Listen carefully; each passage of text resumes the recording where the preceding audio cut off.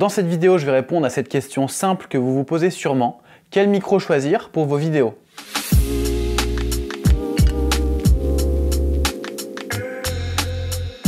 Déjà pour commencer, évacuons le sujet tout de suite, le micro intégré de votre caméra n'aura pas un son exploitable, donc c'est pas la peine de vous en servir pour le son final. Maintenant qu'on a dit ça, voyons les différentes situations d'enregistrement qu'on peut rencontrer en termes d'audio. La première, c'est quand on veut enregistrer une voix, par exemple en face caméra comme ici, ou alors pour une interview. En gros, une voix qu'on veut enregistrer d'une façon propre, quel que soit l'environnement dans lequel on est. Pour ça, moi je conseille vraiment le micro-cravate. Ça permet d'avoir un micro proche de la bouche, parce que plus le micro va être proche de la source, meilleure sera la qualité, parce qu'il va moins capter l'écho de l'environnement dans lequel on est. Et par exemple, si on a un micro qui est placé sur notre caméra, ça peut fonctionner si on est très proche, par exemple à 50 cm, 1 mètre, mais dès qu'on va commencer à s'éloigner, la qualité va se dégrader fortement. Plus on sera loin, moins bonne sera la qualité. Donc c'est quand même dommage, surtout que la voix c'est le son le plus important dans une vidéo, quand il y en a. Le kit de micro-cravate que j'utilise, c'est le Rode Wireless Go 2, qui a l'avantage d'avoir 2 émetteurs pour un seul récepteur. Ça permet par exemple de faire une interview avec 2 personnes qui parlent en même temps, c'est assez pratique. Mais au-delà de ça, ce qui est bien avec ce kit, c'est qu'on peut soit utiliser le micro intégré, la capsule en fait qui est directement sur le boîtier émetteur, et on peut venir le clipser sur notre colle avec la pince qui est intégrée. Ou alors, deuxième option, c'est celle que j'ai choisie, c'est de connecter un micro filaire, un micro-cravate filaire qui sera en fait de meilleure qualité que la capsule intégrée. Donc moi ici, c'est le micro Rode Lavalier Go que je viens connecter à mon boîtier émetteur. Ensuite, je mets le boîtier du coup dans la poche et je viens clipser ici mon micro-cravate sur mon col. Et l'avantage d'utiliser le micro filaire, c'est que la qualité est meilleure et on peut choisir quel micro on branche au boîtier. Il y a une troisième option qui est assez intéressante, notamment dans des environnements bruyants, c'est de transformer le boîtier émetteur en micro-main avec un accessoire en plus qui s'appelle le Rode Interview Go. Et ça, je m'en suis servi par exemple pour tourner une vidéo dans un parc où il y avait pas mal de bruit environnant et du coup je voulais fortement réduire ce bruit par rapport à ma voix, ce qui fait que je pouvais placer le micro proche de ma bouche et donc forcément par la même occasion réduire le son ambiant. Donc si je devais en choisir qu'un seul, je prendrais celui-là parce que je suis quand même ouvert à f1.7. Ce que j'aime bien avec ce kit également, c'est qu'on a pas mal de fonctionnalités qui nous garantissent d'avoir un son de bonne qualité. La première, c'est la Safety Channel qui va en fait nous permettre d'enregistrer le signal au niveau normal, au gain normal qu'on a réglé, et un deuxième signal à moins 20 décibels. Ce qui fait que si ponctuellement on a réglé notre gain trop haut et que du coup ça sature, et ben on va pouvoir récupérer un second signal qui est à moins 20 décibels, qui lui ne sera pas saturé. Donc c'est une sorte d'assurance en cas de saturation ponctuelle et c'est vrai que c'est vachement pratique. Deuxième chose que j'aime beaucoup, c'est que les boîtiers émetteurs peuvent enregistrer le son directement en interne, entre 10 et 25 heures en fonction du format qu'on choisit. Et ça c'est vachement pratique si par exemple on a un problème de liaison entre l'émetteur et le récepteur, ou alors s'il y a un problème d'enregistrement du son sur la caméra, on peut récupérer le fichier directement ici, ce qui fait qu'on n'aura pas perdu notre son. Ou encore mieux, on peut utiliser le boîtier émetteur tout seul, sans le connecter au récepteur, pour enregistrer directement un son dessus. Par exemple, si notre caméra a déjà un enregistreur qui est connecté, et ben, on peut enregistrer en plus un autre son, une autre source, qu'on pourra synchroniser ensuite au montage. Donc c'est vachement bien au final, ça lui donne une fonction d'enregistreur indépendant. En termes d'alternatives moins chères, chez Rode, vous avez le kit Wireless Go première génération. La différence, c'est que vous avez un seul émetteur pour un récepteur. Donc si vous voulez faire une interview de 2 personnes, il vous faudra 2 kits et vous n'avez pas certaines fonctions comme par exemple l'enregistrement en interne sur le boîtier. Toujours chez Rode, vous avez le Rode Filmmaker Kit qui est une version plus ancienne, c'est celle que j'avais quand j'ai commencé. Et là, vous n'avez pas d'écran de contrôle, les boîtiers sont beaucoup plus gros et ils n'ont pas de capsule intégrée. Donc il faudra forcément connecter un micro-cravate filaire comme le Rode Lavalier Go. C'est exactement la configuration que j'avais et en termes de qualité, franchement, il n'y a rien à redire. Au niveau de l'alimentation, les boîtiers Wireless Go 1 et 2 sont auto-alimentés, c'est-à-dire qu'il y a une batterie intégrée qu'on recharge en USB-C, ce qui est très pratique. Par contre, pour le Filmmaker Kit, ça fonctionne avec 2 batteries LR6. Moi, je m'en servais avec des piles Eneloop de Panasonic, qui sont de très bonne qualité, mais c'est quelque chose à prendre en compte. Si je vous parle aussi des anciennes versions, c'est parce que en termes de son, le matériel n'évolue pas aussi vite qu'en termes de vidéo. Donc les boîtiers qui sont sortis il y a 5 voire même 10 ans sont toujours de bonne qualité. Il n'y a pas eu de révolution en termes de rendu audio. On a surtout amélioré l'ergonomie, les fonctionnalités, la compacité des boîtiers, mais en termes de rendu, c'est à peu près la même chose. Donc ça peut être intéressant, pourquoi pas, de vous tourner vers l'occasion et de trouver des boîtiers de très bonne qualité à des prix abordables. Dans les autres marques, vous avez un kit chez Picomic et un kit chez DJI. De ce que j'ai entendu, ça a l'air d'être des kits de très bonne qualité, mais vu que je les ai jamais eu en main, je pourrais pas vous en dire beaucoup plus et je préfère rester sur la gamme Rode. Pour finir sur l'enregistrement de voix, sachez que vous pouvez aussi vous servir du micro Canon que vous mettez sur votre caméra, à condition, selon moi, d'être à moins d'1 mètre du micro, parce que sinon, voilà, le son ne sera pas de bonne qualité. Justement, on y vient. Deuxième type de son, quel micro Canon, quel micro d'ambiance choisir?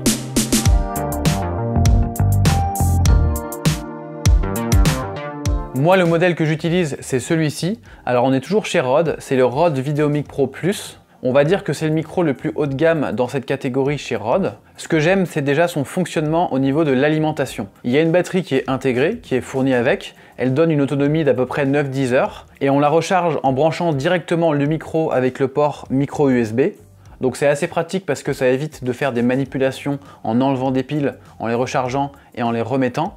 Mais ce qu'ils ont bien pensé, c'est que c'est également compatible avec 2 piles LR6.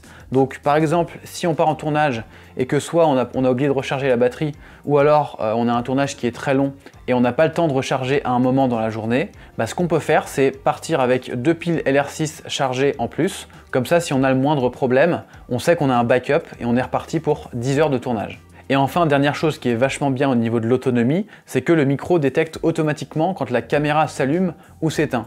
Donc en fait, dès que vous allez éteindre votre caméra, le micro va s'éteindre, et dès que vous allez la rallumer, il va s'allumer. En fait, il détecte qu'il y a un signal qui passe par le câble, mais ça c'est super aussi parce que ça évite d'oublier d'éteindre son micro et de mettre la batterie à sec. Justement, en parlant du câble, ce qui est bien, c'est que le câble est amovible, c'est-à-dire qu'on va venir le connecter sur le micro et on peut l'enlever.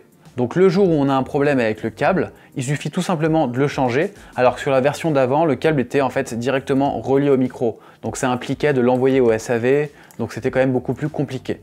Ensuite, au niveau de l'utilisation du micro, on a différents réglages. Déjà, au niveau du gain, on peut choisir soit 0, soit plus 20, soit moins 10, ce qui va nous donner pas mal d'amplitude pour s'adapter aux différentes intensités sonores de ce qu'on va enregistrer.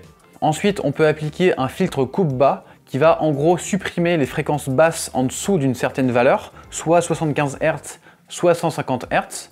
Et ça, c'est intéressant pour supprimer par exemple le bruit du vent ou le vrombissement d'un avion qui passe. On a également un réglage de boost des hautes fréquences qui, à l'inverse, lui, va augmenter les fréquences aiguës. Donc ça, c'est intéressant par exemple quand on est dans un environnement bruyant et qu'on veut rehausser les fréquences de la voix pour que la personne qui parle face au micro soit bien audible. Et enfin, on retrouve aussi la Safety Channel qu'on avait déjà sur le kit Wireless Go 2, qui va donc prendre le signal, le mettre au niveau normal, celui qu'on a réglé sur le canal de gauche, et le baisser de 10 décibels sur le canal de droite, ce qui nous permet, en cas de saturation ponctuelle, de récupérer un son exploitable. Donc pour moi, ce micro-là, c'est vraiment le must en termes d'enregistrement de son d'ambiance ou alors de voix proche de la caméra. Mais si vous avez un budget moindre, vous avez également le Rode VideoMic Pro, qui est en fait la version d'avant. Les différences, c'est que, comme je vous ai dit, le câble est fixé au micro. On n'a pas l'option qui détecte quand la caméra est allumée ou éteinte. Et on n'aura pas certains réglages comme la Safety Channel ou le boost des hautes fréquences. Quant à l'alimentation, c'est un peu moins pratique parce que déjà, ça fonctionne uniquement avec une pile, il n'y a pas de batterie. Et en plus, c'est une pile 9 volts, donc c'est un peu moins pratique. Dans une autre gamme de prix, vous avez le Rode VideoMic Pro, qui sera beaucoup moins cher celui-là. Pourquoi? Parce que tout simplement, il n'est pas alimenté et il n'a aucun réglage, il n'est pas paramétrable. Donc ça veut dire qu'il va être moins sensible en termes de gain et qu'on va pouvoir moins s'adapter aux conditions d'enregistrement. Donc pour moi, celui-là, il est bien pour enregistrer un son d'ambiance, on va dire de base. Ça peut être bien pour un premier micro, pour avoir déjà un premier son de bien meilleure qualité quand même que le micro intégré de votre caméra. C'est un micro qu'on peut utiliser avec un smartphone, donc dans un setup de vlog assez compact, ça peut être intéressant. Mais après, si vous voulez un son bien précis, bien clair, ou alors enregistrer votre voix en face caméra, je vous conseille plutôt de prendre le VideoMic Pro ou le VideoMic Pro Plus. Et n'hésitez pas également pour ces micros-là à regarder du côté de l'occasion, parce que voilà, c'est du matériel qui tient bien dans le temps. Sachez que chez Rode, vous avez aussi le Rode Stereo VideoMic Pro. Celui-là, il peut être intéressant pour vraiment enregistrer que des sons d'ambiance en bonne qualité et en plus avec une notion spatiale, c'est-à-dire de stéréo. Il va enregistrer des sons sur une plage beaucoup plus large que le micro Canon qui lui va prendre uniquement devant. Par contre, attention, celui-là ne sera pas adapté pour de la voix. Donc si vous cherchez un micro polyvalent, il faudra plutôt prendre un micro Canon.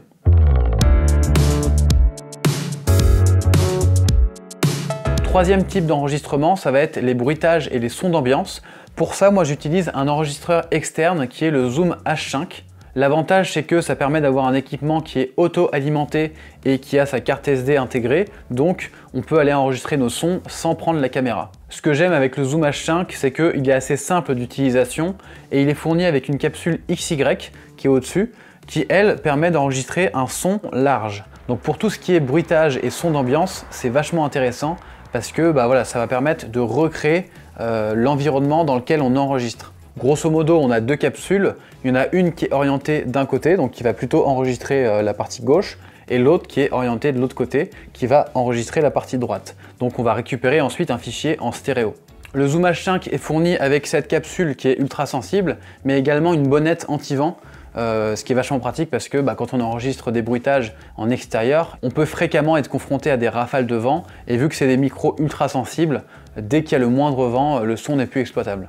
En plus de la capsule XY qui est montée dessus, vous avez aussi en dessous deux prises pour connecter des micros soit en jack, soit en XLR. Donc ça peut aussi être des instruments de musique par exemple. En fait, le Zoom H5 il peut faire office d'enregistreur et même de carte son si vous le connectez à votre ordinateur. Ça peut servir d'intermédiaire entre votre micro et l'ordinateur sur lequel vous allez vous brancher en USB. Il faut savoir que le Zoom H5 c'est pas la dernière version qui est sortie. Depuis ils ont sorti le Zoom H6. Les différences, c'est que notamment on n'a plus deux entrées micro, mais on en a 4. Donc si vous faites des enregistrements avec plusieurs micros, ça peut être intéressant. Mais moi personnellement, ça ne m'est jamais arrivé de me dire mince, j'ai que deux prises. Donc le Zoom H5 est toujours d'actualité aujourd'hui. Et ça peut être l'occasion, encore une fois, de le trouver moins cher, voire d'occasion. Et quatrième et dernier type de son, c'est la voix off. Pour la voix off, il va nous falloir un certain type de micro qui nous fait ressentir une certaine proximité et une certaine chaleur dans la voix. C'est pour ça que c'est pas possible de le faire avec un micro cravate parce qu'on n'a pas suffisamment de basse dans ce genre de capsule. Donc moi ce que je fais, c'est que j'utilise également le Zoom H5 et en fait la capsule qui est dessus, on peut l'enlever, on peut la déclipser. Et chez Zoom, ils fournissent d'autres capsules, notamment une capsule, on va dire un peu micro-main. Et ça permet d'avoir un son beaucoup plus proche, beaucoup plus voix off, presque radio finalement. Et on peut également venir mettre la bonnette dessus, qui fait finalement office de filtre anti-pop pour pouvoir bien parler en face du micro sans avoir peur des soufflantes et des p. Après, si vous n'avez pas d'enregistreur externe, c'est aussi possible d'enregistrer une voix off avec ce type de micro en se plaçant bien proche. Il faudra juste adapter certains réglages. Voilà pour le panorama des différents types de micros qu'on peut utiliser en vidéo. Là, je vous ai fait une présentation du matériel assez technique, mais je dois vous avouer un truc, c'est que le plus dur en son, ça n'est pas de trouver le bon matériel, mais c'est plutôt de savoir comment s'en servir. Peut-être même que vous avez déjà l'un des micros dont j'ai parlé, mais vous n'arrivez pas à vraiment l'exploiter. Bonne nouvelle, j'ai décidé de créer une formation complète sur le son. Dans cette formation, je vais vous expliquer simplement les fondamentaux de la prise de son, pour savoir bien régler votre micro, bien régler les paramètres audio de votre caméra. On va voir comment enregistrer les sons d'ambiance pour donner vie à vos vidéos. On verra notamment comment paramétrer précisément tous les boutons du Rode VideoMic Pro Plus. Vous verrez comment enregistrer une voix facilement dans n'importe quelle situation avec le micro-cravate Rode Wireless Go 2.